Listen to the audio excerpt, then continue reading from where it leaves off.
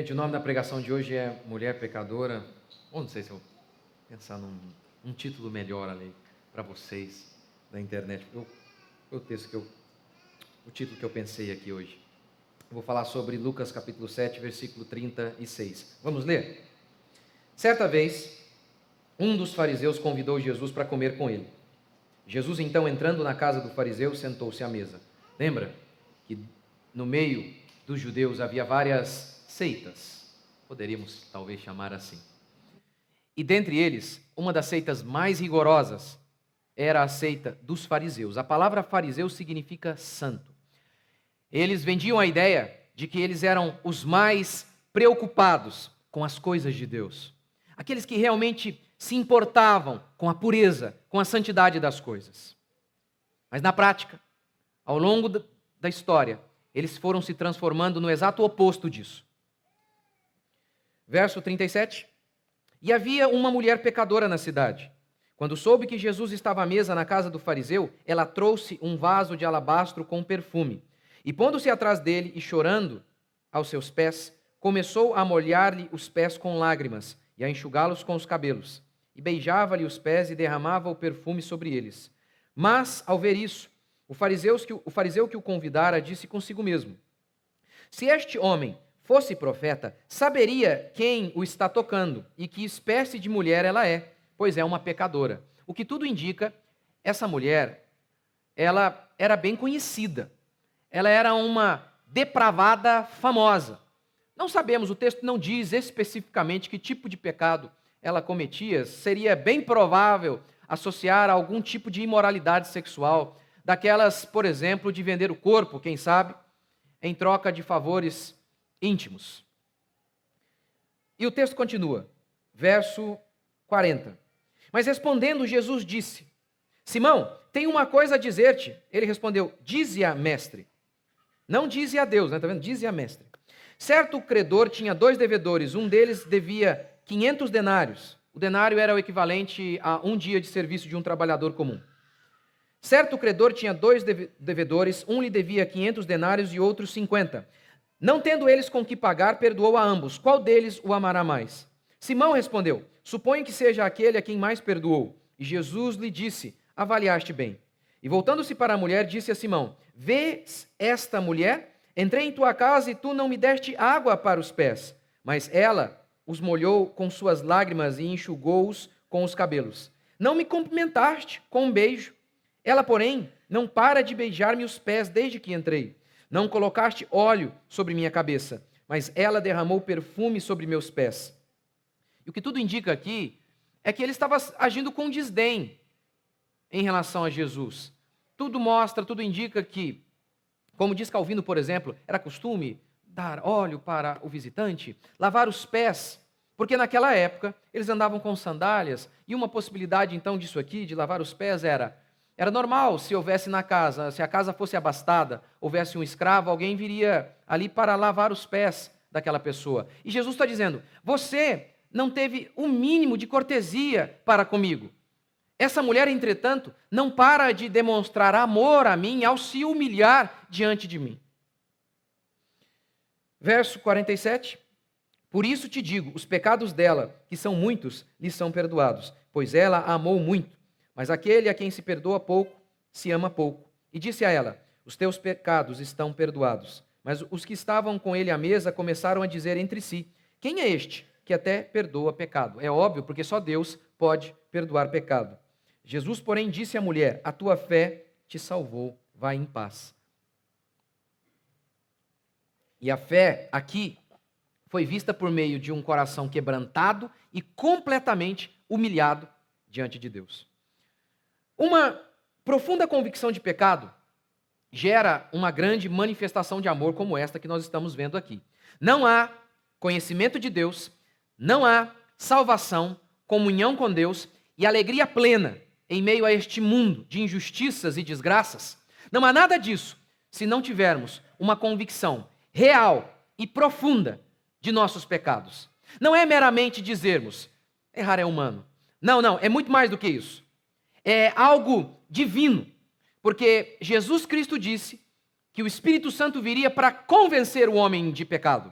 É algo sobrenatural que venhamos a reconhecer os nossos erros e os nossos pecados. O que essa mulher está fazendo aqui, o que acontece, essa cena que aqui é descrita, é fruto de um verdadeiro milagre. Deus vindo ao coração humano e quebrantando-nos para que possamos ver quão perdidos somos e então possamos adorar a Deus em humildade e quebrantamento. Vamos começar assim. Primeiro, sentir uma culpa real é premissa da fé cristã.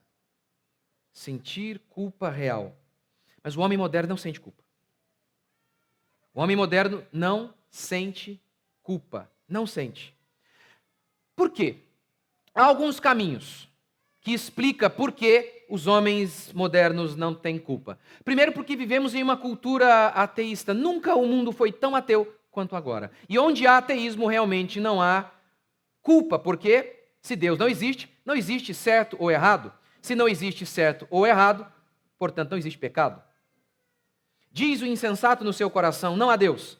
E qual é a conclusão imediata dessa crença de não existir Deus? Corrompem-se e praticam a abominação.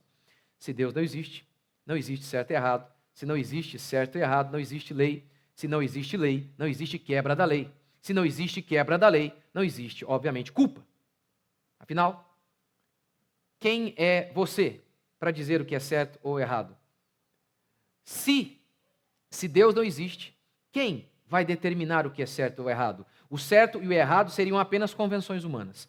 Então, a primeira coisa que aniquila por completo a culpa é a falta de fé em Deus. As pessoas dizem, não, você pode ser bom sem Deus, ter uma noção de bondade. Até pode, negando a sua própria crença no ateísmo.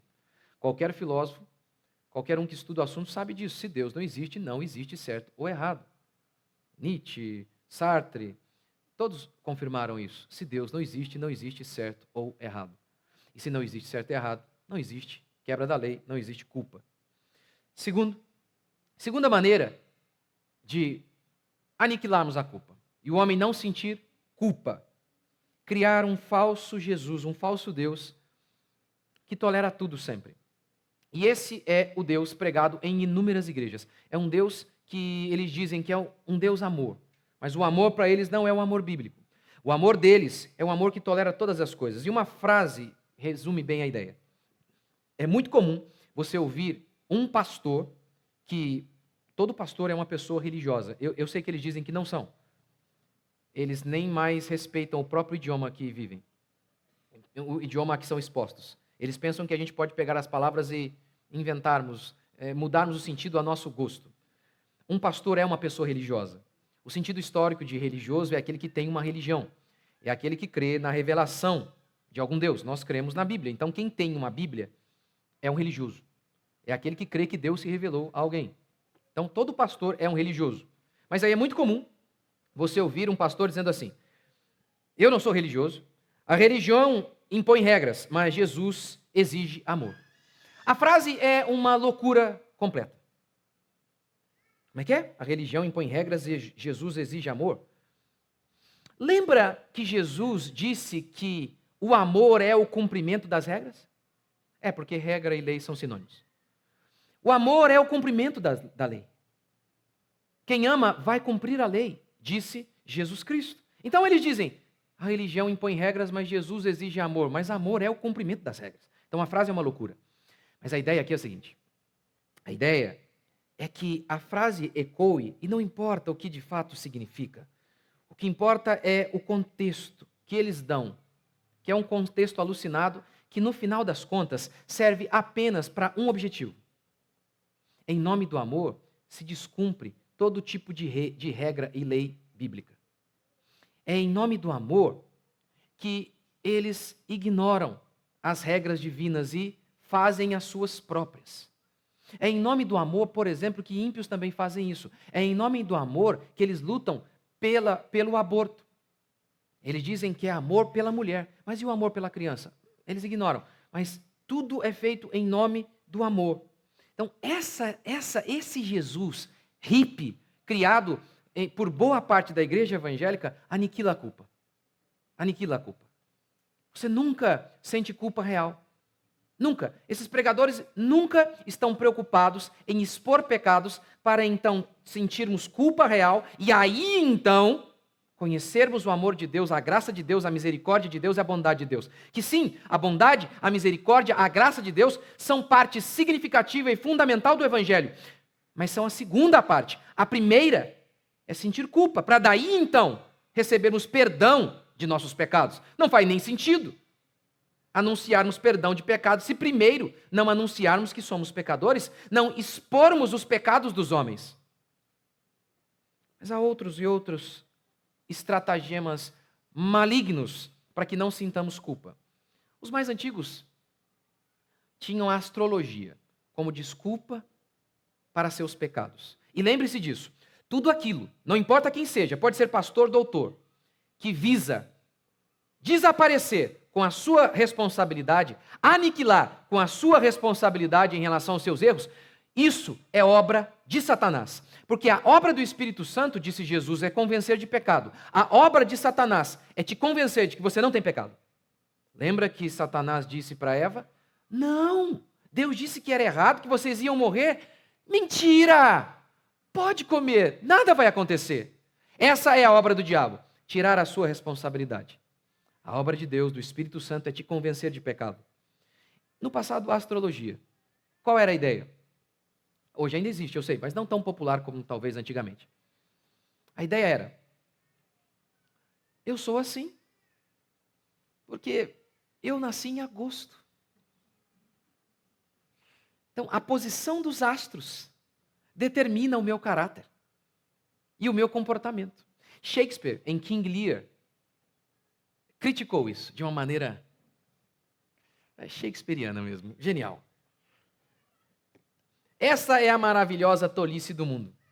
Quando as coisas não nos correm bem, muitas vezes por culpa de nossos próprios excessos, ou seja, de nossos pecados, e é uma boa definição de pecado, pecado é exceder muitas vezes. Pomos a culpa de nossos desastres no sol, na lua e nas estrelas, como se fôssemos acelerados por necessidade, tolos por compulsão celeste, velhacos, ladrões e traidores pelo predomínio das esferas, bêbados, mentirosos e adúlteros pela obediência forçosa a influências planetárias, sendo toda a nossa ruindade atribuída à influência divina. Ótima escapatória para o homem, esse mestre da devassidão, responsabilizar as estrelas por sua natureza de bode. Inclusive tem um filme de romance adolescente, é baseado nesse texto aqui. A culpa é das estrelas é tirada daqui, dessa passagem. Meu pai se juntou à minha mãe sobre a cauda do dragão, e minha natividade se deu sobre a grande ursa. O que ele está dizendo é justamente isso. De acordo com o período do ano, a posição dos astros é alterada. Então, essa posição dos astros vai determinar o seu caráter, o seu comportamento. E aí Shakespeare está zombando disso. De onde segue que eu tenho que ser violento e lascivo. Pelo pé de Deus. Essa expressão não se usa mais, né? Eu teria sido o que sou, ainda que a mais virginal estrela do firmamento houvesse piscado por ocasião de minha bastardização. Eu seria o que sou. Hoje os homens modernos, eles sempre se reinventam, porque não há nada de novo debaixo do sol, como diz o autor de Eclesiastes, e tem um nome para isso. Algo muito parecido com signos, que são os 4 temperamentos. Se você não assistiu ao meu vídeo sobre isso, assista. A teoria tem a ver com a ideia grega, baseada em Empédocles, que dizia que nós, os 4 elementos do mundo, terra, ar, fogo e por aí vai lá. E aí Hipócrates veio e pegou essas ideias de Empédocles e disse: esses elementos estão presentes no homem, e a abundância de cada um desses elementos vai determinar o seu temperamento. Tem base para isso? Nenhuma. Mas o povo não quer saber, não, né? Se todo mundo fala, quem sou eu, né? Lembre-se sempre disso. Eu não quero... os idiotas são sempre assim. Não interessa. Não interessa. Não interessa se o argumento tem base ou não. Se vai contra algo que eu aprendi a vida toda, tem que estar errado. Ele nem questiona, mas qual a base? E por que são 4, não 5, não 6 temperamentos? Como, por exemplo, Tim LaHaye, que chegou a dizer, esse cara enfiou essa desgraça na igreja. Você pode ser 70% sanguíneo e 30% fleumático, alguma coisa assim. Com base em que ele chegou a isso? Eu explodi 7 vezes, aí então por isso eu sou 70. É um negócio que não tem base nenhuma. Mas no final, esse negócio desses temperamentos serve apenas para uma coisa. Mais uma vez, para justificar pecado. Não, mas eu explodo porque eu sou sanguíneo. Você entendeu? É assim, fazer o quê? Não. A causa do seu comportamento não é oriunda do seu corpo. Lembra quando Jesus disse que o pecado procede do coração? Mentira, adultério, ira, falta de controle, vem do coração. E a palavra coração aqui designa alma, espírito. O meu eu interior. Outra coisa fabulosa para fugirmos de nossas responsabilidades. Hoje, todo mundo tem transtorno. De acordo com a psicologia e a psiquiatria, todo mundo hoje tem transtorno. Há, segundo eles, 8 bilhões de habitantes na Terra, 9 com transtorno. 9 bilhões. 9 bilhões. Graças a Deus, há psiquiatras sérios que dizem exatamente isso que eu estou dizendo aqui. É exatamente isso, exatamente isso. Lembra, eu fiz um vídeo de nesse caso, acho que era um neurocientista, nem era um psiquiatra, mas dizendo que o homem estava adulterando por conta de um problema no lobo central. Ah, que coisa. E era muito interessante, porque esse problema aqui no cérebro dele só o levava a sair com novinhas. Uma demência bem seletiva. Bem seletiva. Um negócio bem estranho. Bem estranho. Theodore Dalrymple escreveu Evasivas Admiráveis, querendo fazer uma crítica à psicologia e dizendo que a psicologia tem providenciado fugas espetaculares para que os homens não se responsabilizem por seus erros. O psiquiatra Thomas Szasz disse algo parecido e disse o seguinte: dizer que até os paranoicos são responsáveis por seus atos é uma blasfêmia para a psiquiatria. Então hoje, ninguém mais é responsável. Isso também, na realidade, já é antigo, sabe? Não é nem... Gorgias, ele dizia que Helena, ela não teve culpa de ter adulterado, traído seu marido Menelau e fugido com Paris. Ela não teve culpa. E ele dá vários motivos. E alguns seria o seguinte: primeiro, se ela esteve apaixonada, é porque, primeiro, a paixão é oriunda de um Deus, e um Deus a obrigou a se apaixonar, então ela não tem culpa. Segundo, a paixão é uma doença mental. Antigamente o povo via como doença mental. Então, ela não tem culpa. Está vendo que já é antigo já a ideia? Que ter algum tipo de transtorno já nos isenta. E aqui, eu não estou negando, existem alguns, não são tantos como eles apresentam aí, existem. Mas a questão é que se classifica todo mundo assim, com algum tipo de transtorno, e automaticamente ninguém mais é responsável por nada que faz. Nada. Outro elemento muito presente, que nós usamos constantemente para nos eximir de culpa, é circunstância. Olha, eu fiz isso aí, mas não era bem isso não que eu queria. Em situações normais, eu não agiria assim. Mas em situação normal, ninguém age. É quando o negócio aperta que a gente acaba sabendo quem a gente é. Lembra, por exemplo, lá de Gênesis? Adão, Eva e a cobra? Adão, por que você fez? Foi a mulher que tu me deste. Mulher, por que você fez? Foi a cobra. A circunstância, não fui eu. Eu fui induzido. Eu não queria. Meu irmão Natalício, eles têm lá uma oficina de funilaria. Arruma carro quebrado. Muitas vezes eles me contam que as pessoas chegam lá e quase elas nunca são culpadas do acidente. Eu falo para eles, comigo acontece às vezes. O poste, tinha um poste uma vez, ele não estava lá antes. Apareceu do nada. Eu estou falando, de uma vez o poste no meio da rua. Mas como assim o poste? Estou te falando, ali em Moreira. Eles tiraram sarro, não acreditam, e muitos outros chegam lá assim também. Nunca são eles os culpados. É sempre algum outro. Sempre algum outro. A circunstância. Outro caminho que utilizamos também para fugir de pecado é uma referência errada. Não, mas espera aí, mas eu sou uma boa pessoa. Porque comparado com aquele pilantra lá, eu sou uma boa pessoa. Essa também é uma outra maneira de fugirmos de nossas responsabilidades. Tudo isso anula o Evangelho. Tudo isso impede que uma cena como esta aconteça, pelo menos aqui dentro do nosso coração, de nos humilharmos diante de nosso Deus. Quando não temos convicção de pecado e por conta de todos esses subterfúgios que nós mesmos criamos, que nos são dados e nós abraçamos e adoramos, O Evangelho é essa semente que cai e não frutifica. O Evangelho é uma semente que frutifica no coração de gente como a mulher pecadora aqui de Lucas 7. Uma mulher que tem convicção de pecado. Convicção de pecado. A culpa é fundamental no processo de salvação. Mas é impressionante como que pastores modernos, que igrejas modernas estão tão apressados para arrancar a culpa das pessoas. Ou melhor, as pessoas nem possuem culpa real. As pessoas, quando vêm à igreja, elas vêm porque estão interessadas em algum tipo de solução imediata para suas mazelas. Raramente o vêm porque estão preocupadas apenas em buscar a verdade. Não, na realidade, Paulo diz, não há quem busque a Deus. Sempre, quando vem por algum motivo incorreto. Então, eles deviam se preocupar em despertar a culpa no coração das pessoas que estão amortecidas. A alma deles é insensível. Veja o que Paulo diz. Porque a tristeza, segundo Deus, produz arrependimento para a salvação. Há uma tristeza que é importante. Mas é impressionante como que nossa geração é uma geração tão infeliz, porque o tempo inteiro quer sorrir. Por isso faz tanto sucesso os vídeos, os memes. As pessoas querem o tempo inteiro, elas não querem mais, por exemplo, parar, sentar, chorar um pouquinho, faz bem para a alma.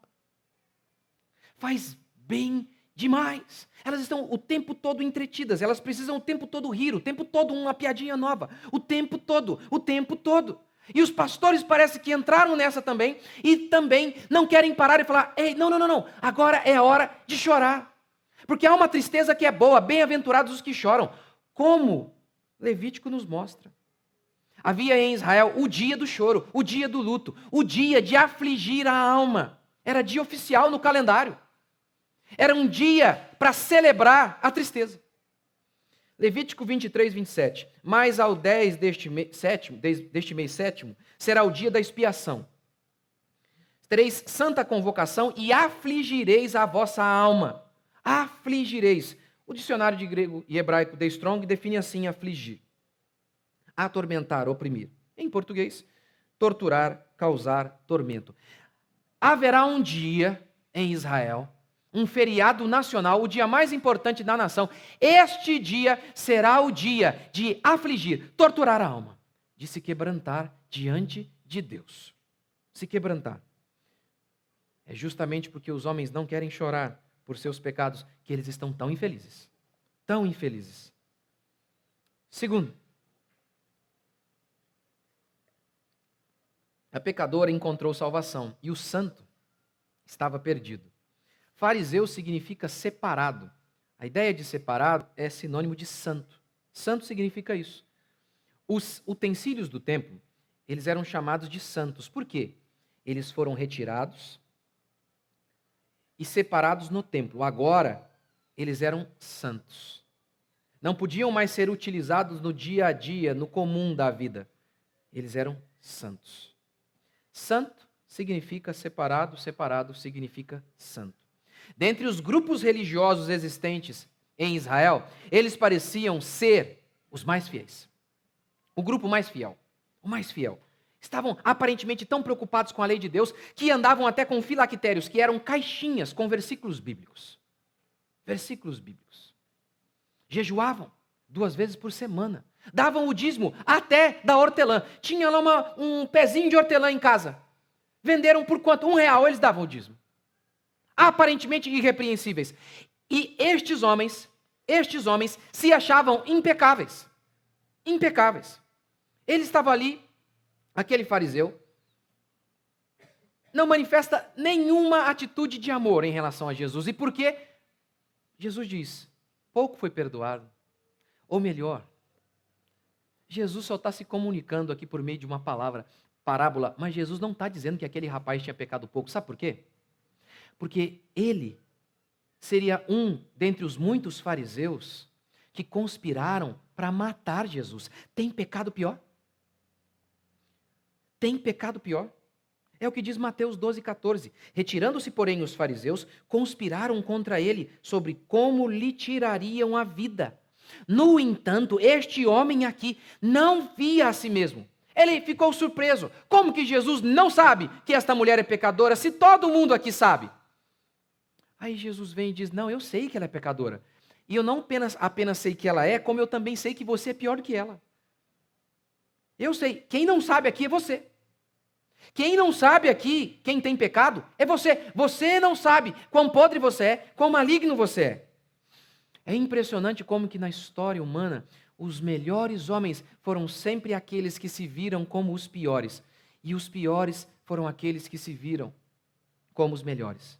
Por exemplo, Robespierre era chamado de o incorruptível. Matou mais gente em um ano do que a Inquisição Espanhola em décadas. Mais de 200 anos. Teve um homem aqui neste país que disse que é o homem mais honesto. Lula. Semana passada, ele disse que o Moro estava inventando. Que nível uma pessoa pode chegar? Eu fui processado 3 vezes por pregar a verdade.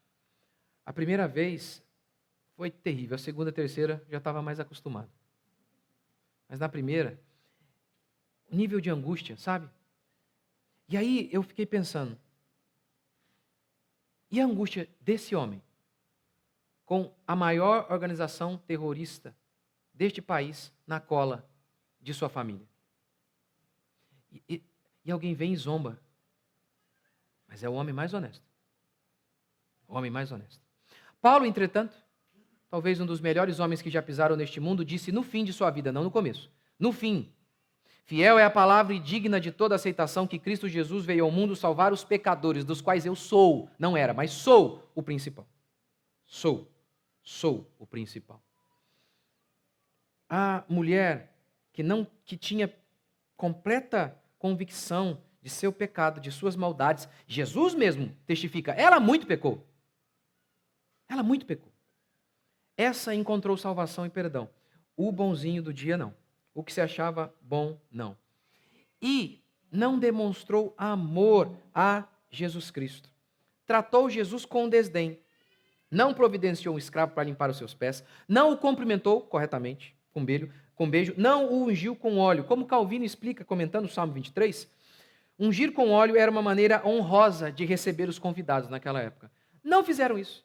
Ele não fez nada disso. Nada disso. Quem de fato se considera bom não costuma dar reverência a Cristo. Aquelas pessoas que estão lá fora, elas acham que são boas. Todas elas.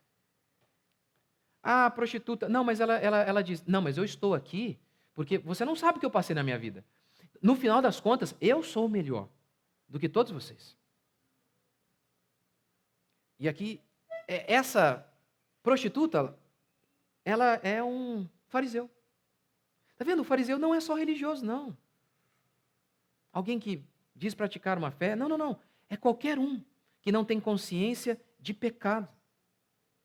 Porque essa mulher aqui não está apontando o dedo e dizendo eu sou melhor que o fariseu. Ela está ajoelhada, chorando e lavando os pés de Jesus com suas lágrimas. Porque para lavar os pés de Jesus com lágrimas, ela chorou horrores, hein? Chorou horrores. A pecadora, ela encontrou salvação. Mas aquele que não tinha convicção de pecado, esse estava distante. Quer ver um outro exemplo? Um exemplo bem atípico, vai. É impressionante como que inúmeras pessoas que estão lá fora agora, eles se identificam com a pecadora. Eles dizem que eles são a pecadora e que nós todos aqui somos os fariseus. Mas sabe o que ela diz? Eu não vou lá não, porque lá tem muita gente pecadora, o pastor é pecador. Eu não vou lá não. Sabe o que ela está dizendo? Nenhum de nós aqui somos bons o bastante para o nível de santidade dela. Ela acha que ela é a prostituta. Ela acha que ela é a mulher pecadora. Mas ela nem pode se misturar conosco. Nem pode.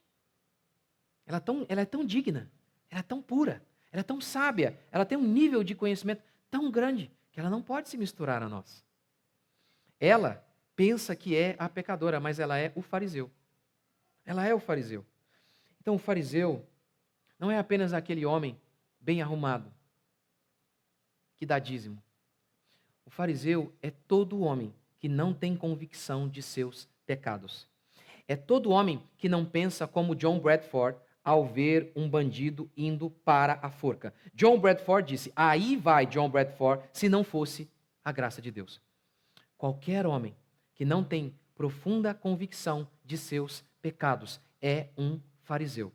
Pode ser uma prostituta, pode ser um pastor, pode ser quem quer que seja. Se não tem convicção de pecado, é um fariseu. Terceiro, a gratidão é fruto de convicção de pecado. A oferta dessa mulher não é fruto de uma mulher que quer barganhar com Deus. Não. É fruto de um coração grato a Deus por tudo aquilo que Deus tem feito. A gratidão é esse constante estado de adoração a Deus. É uma alegria tão grande que, nesse caso, se manifesta nessa manifestação de amor e de adoração extremamente profunda, porque, via de regra, o que acontecia era que o escravo vinha fazer isso. E o escravo era alguém que, ali, nas classes sociais, ele não era nada, ele era o último do último, sabe? Então, essa mulher, ao lavar os pés de Jesus com suas lágrimas e enxugar com seus cabelos, ela estava baixando mais ainda o nível. E a Bíblia vai dizer que o cabelo da mulher é uma glória. Alguns chegam a comentar que ela nem tiraria, estaria com o véu, nem tiraria o seu cabelo ali. Ao fazer isso, ela estaria se humilhando no mais profundo. No mais profundo. E ela faz tudo isso, e se humilha, e desce mais um pouco, e mais um pouco, e mais um pouco. A gratidão a Deus faz isso. A gratidão gera devoção a Deus, gera alegria, gera esse espírito que olha para tudo e fala: bendito seja o Senhor, eu não devia estar aqui. É isso, porque ela foi salva sabendo que ela não merecia. Gente, você pode pegar aí, ó. Já viu, por exemplo, quando... lembra, vocês já viram aquele vídeo? Reuniram um senhor, chamaram um senhor, colocaram o senhor num teatro, sem avisar para ele o que ia acontecer. Atrás dele estavam todas as pessoas que ele salvou durante a Segunda Guerra Mundial. Os judeus que ele salvou. Aí aquela choradeira e tal. Você imagina isso? Você ali, aquela pessoa, você estava lá, você está vindo de um país em que há perseguição e um monte de gente está morrendo, você é um judeu, e alguém arrisca a vida para te salvar. A gratidão é inenarrável. Inenarrável. É isso que está acontecendo aqui numa medida infinitamente maior. Infinitamente maior. Essa gratidão por tudo aquilo que Jesus fez por ela. Veja um exemplo clássico de gratidão. Eu sempre gosto de dar esse exemplo. Pense assim, ó. Você é alguém que não tem uma vida de adoração a Deus constante, de gratidão a Deus, é porque talvez você não tenha concepção de que você é pecador ainda. Seria mais ou menos assim, ó. Eu me lembro de uma vez, se eu não me engano, foram uns 40 mil reais a passagem para ir até Dubai. Alguma coisa assim. Aí tinha lá camarão e um monte de comida lá que eu nem me lembro. Se eu não me engano, o carro que pegava as pessoas do hotel para fazer o translado até ao aeroporto era um Porsche, alguma coisa nesse sentido. Era tudo chique, a poltrona era uma cama, um negócio espetacular. Mas também 40 mil reais ou dólares, eu não lembro, era muito caro, muito caro. Só que, poxa, se eu pago 40 mil reais ou 40 mil dólares, é óbvio que eu vou exigir tudo. Pode reparar, quando você compra algo caro, você fica mais exigente. Pode reparar. Se você vai lá e compra lá 3 óculos por 10 reais, vem um quebrado, você nem reclama. Mas 10 reais. Não é? Mas você é mais seletivo quando você paga caro nas coisas. E aí, o combinado era um Porsche para te pegar, mas não foi. Foi lá um Honda Civic. É um belo carro. Confortável. Na realidade, o Porsche nem é confortável, né? Um belo carro. Um belo carro. Mas você não pagou por isso. Você reclama. No avião, vários serviços prometidos não foram ofertados. O camarão e outras comidas mais chiques não foram ofertadas. Colocaram lá um filé, um bife ancho, vai. E está todo mundo reclamando. Mas tem uma pessoa ali que está sorrindo o tempo todo. Está todo mundo muito chateado, porque o combinado não foi dado, e eles estão completamente insatisfeitos, reclamando. E tem uma pessoa ali alegre. Essa pessoa, ela está de graça, ela não pagou. Então, tudo para ela é mais. O dono da companhia aérea deu para ela, é o funcionário do dono da companhia aérea, e ele deu para ela. Não vai pagar nada, você vai viajar. Nessa classe. Chique, a mais chique de todas. Ele tem mais do que ele merece. Ele sabe que ele não fez por merecer. Então, tudo para ele é mais. Por todas as fraquezas da minha ilustração, mas seria esta ideia em relação à nossa existência. Não importa o tipo de vida que você tem, não importa o tipo de vida que você já teve ou venha a ter. Tudo é muito mais. Tudo que você tem é muito mais do que você realmente merece. E essa noção de gratidão te leva sempre à adoração a Deus. Adoração no seu dia a dia, em relação ao seu trabalho, em relação a tudo que você tem ou faz. Gratidão. A gratidão que é oriunda dessa convicção de pecado, te leva à adoração. E quarto e último princípio, a paz dos pecados perdoados. Jesus olha para a mulher e fala: perdoados estão os teus pecados, vá em paz. Não é paz que todos nós queremos? Quantas vezes ouvimos histórias de pessoas que, em nome da paz, estavam dispostas a perder dinheiro, abriram mão de um emprego muito mais bem remunerado em troca de paz. Quantas vezes nós já não fizemos algo parecido com isso? Em nome de paz, aceitamos perder dinheiro. A paz realmente é algo fabuloso, grandioso. Isaías 57 diz que para os perversos não há paz. Pode existir dinheiro, sucesso, mas paz não. Aquela sensação de sentar e falar, que bênção, mais um dia. Eles não sabem o que é isso. Há uma sensação de desconforto constante, como se fosse um gafanhoto azucrinando o ouvido deles constantemente. Eu falava para minha esposa sobre um cara famosíssimo no Brasil, cheio da grana, cheio de tudo. Esses dias mesmo, apareceu para mim um comercial patrocinado desse cara. Aí eu olhei o lugar onde ele estava hospedado, falei: nossa, amor, é aqui pertinho. Vamos ver o preço.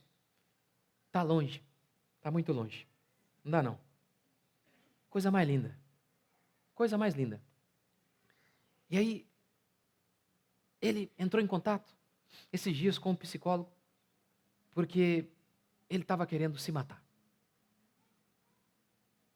Para os perversos, diz o meu Deus, pode haver dinheiro, pode haver sucesso, pode haver tudo, só não vai ter paz. E quando o homem, ele quebra a lei de Deus, ele está num estado constante de tormento. Por quê? Porque Jesus é o justo juiz. E Deus, como justo juiz, persegue o homem. O vosso pecado vos há de achar, disse Deus. O vosso pecado vos há de achar. Deus persegue os homens malignos, porque Deus é juiz. O texto de Êxodo declara que, estando Moisés no caminho, Deus o encontrou no caminho para matá-lo. Deus o perseguiu. Moisés não havia circuncidado seu menino. Moisés havia quebrado a lei. Por isso, Deus estava lá esperando. Deus estava perseguindo Moisés para matá-lo. No Antigo Testamento havia cidades de refúgio. Elas foram ordenadas por Deus para que existissem, para prover um julgamento adequado aos homens que houvessem matado alguém involuntariamente. Se você matasse alguém por acidente, você poderia correr até essa cidade e lá haveria um julgamento. Mas se você matasse de propósito, você seria morto.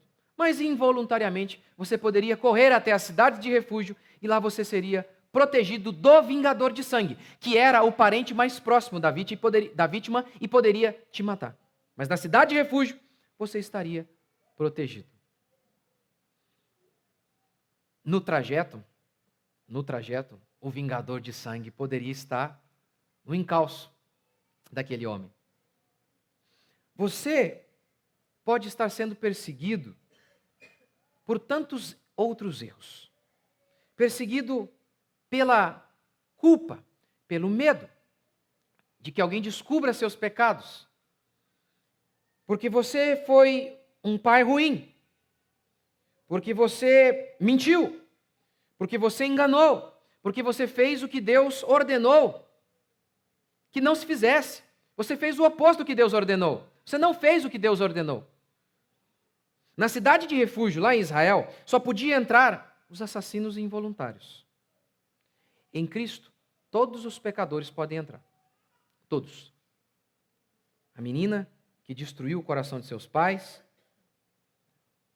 o homem que destruiu o coração de sua esposa, o mentiroso, o assassino, o adúltero, o gay.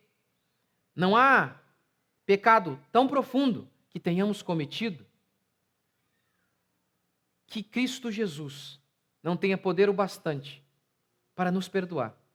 Na cruz do Calvário, Ele comprou a libertação de todo aquele que nele crê. Todo aquele que nele crê. Então, você que está agora aqui me ouvindo, você que está me acompanhando aí, onde quer que você esteja, não importa quão fundo você tenha ido no pecado, não importa quão horrível tenha sido a sua vida, se você crê, a promessa do Evangelho é: todo aquele que vier até mim, de modo algum, eu o lançarei fora. Essa é a promessa do Evangelho, que os nossos pecados, por mais terríveis que sejam, eles podem ser perdoados. E eu vou encerrar assim. Na psicologia, você vai e você conta seus problemas. Você conta e compartilha. Na psicanálise também. Chesterton dizia o seguinte: a psicologia é confissão sem absolvição. Quem é esse homem que até perdoa pecado? Quem pode perdoar pecado? Quem pode? Se você mentiu, você abortou, você adulterou, quem pode dizer para você: vá em paz? Quem pode? Quem pode apontar para você e falar: pode ir em paz, meu querido? Eu? Um psicólogo pode? Pense numa mulher que abortou. Quem pode dizer para ela: vá em paz?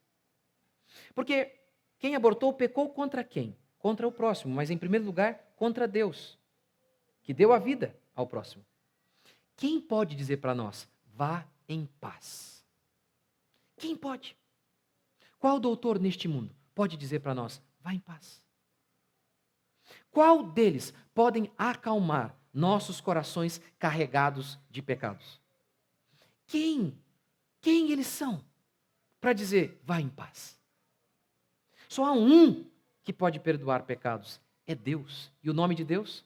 Jesus Cristo de Nazaré, que morreu na sexta, ressuscitou no domingo e disse que todo aquele que crer nele, de modo algum, será lançado fora. E ainda que morra, viverá, porque ele prometeu: eu vou ressuscitá-lo no último dia. Você crê? Vamos ficar de pé?